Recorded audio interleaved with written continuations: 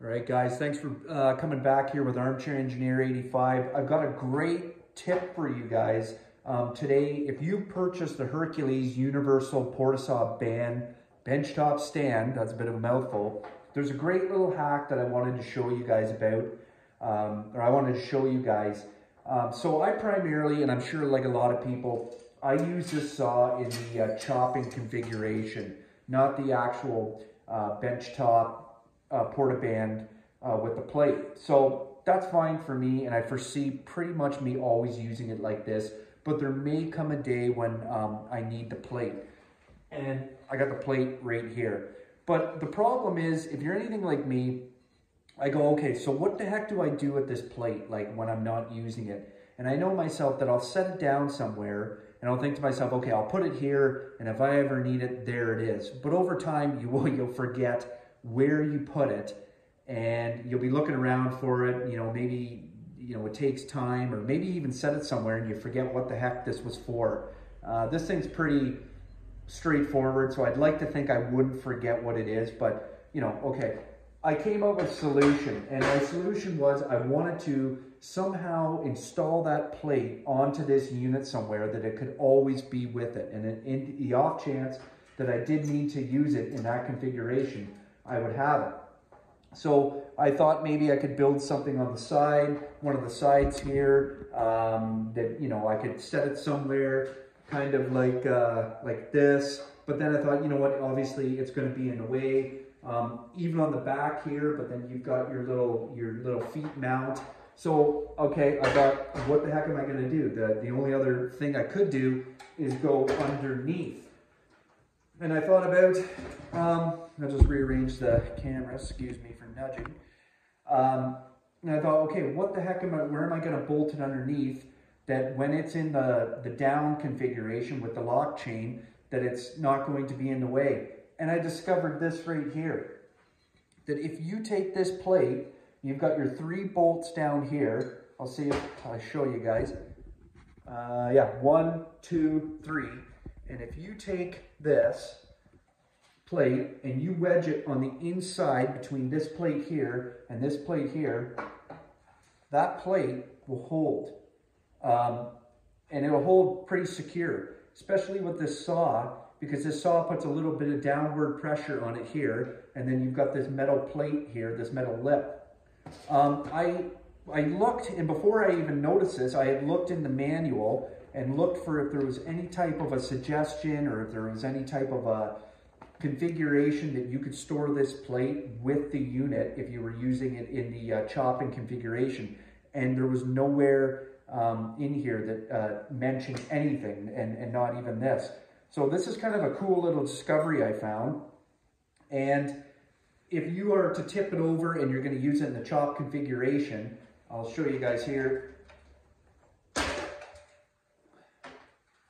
Like, in no way does it hinder, excuse me, like it's back here, and in no way does it get in the way of the blade or the actual bandsaw unit. Like, it's completely out of the way.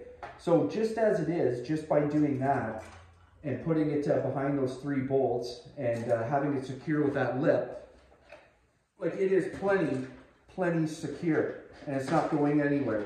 But let's say you're constantly moving this unit.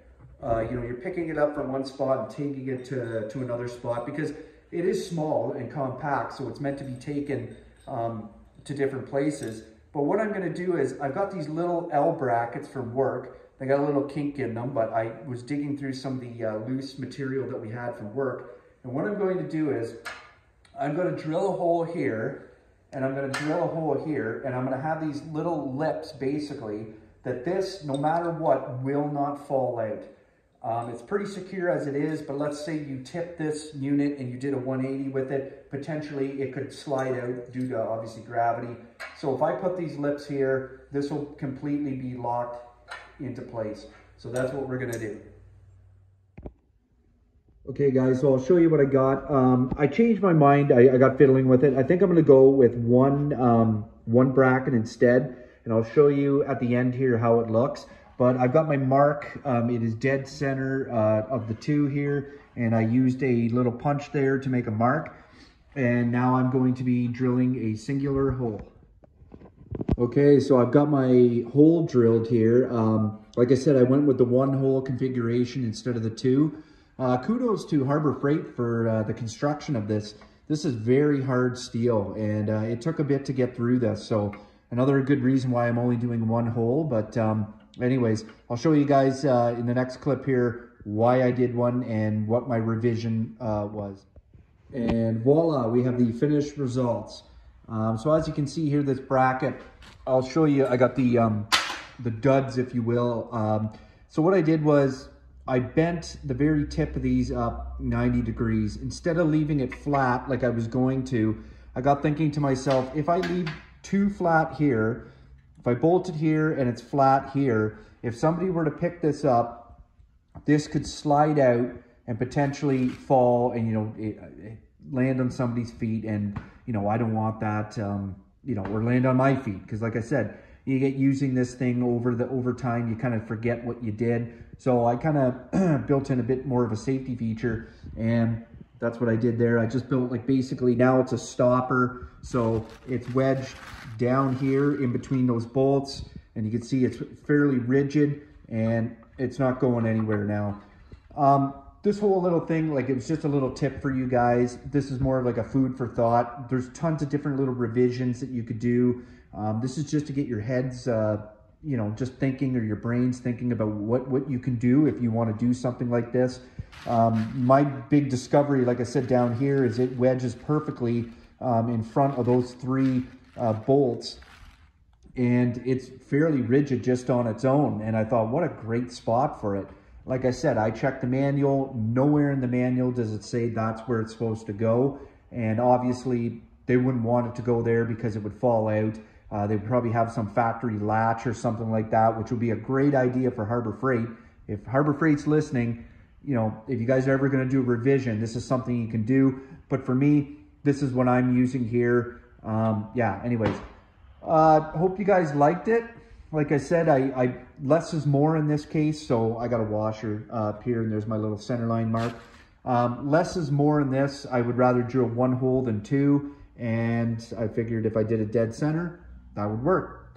Okay, if you guys like this, like, comment, and subscribe. Armchair Engineer, I'm out of here. Okay, I lied. I hate goodbyes. I just wanted to show you guys one last thing here. So I just wanted to show you that how this works, like how good it is. I'm gonna flip this thing up 180 and show you that the plate does not fall out or move. So if you were to make something like this, you can see there, that plate's not falling out. If you wanted to make this and you want to transport it, the plate's not gonna fall out. So anyways, guys, thanks again.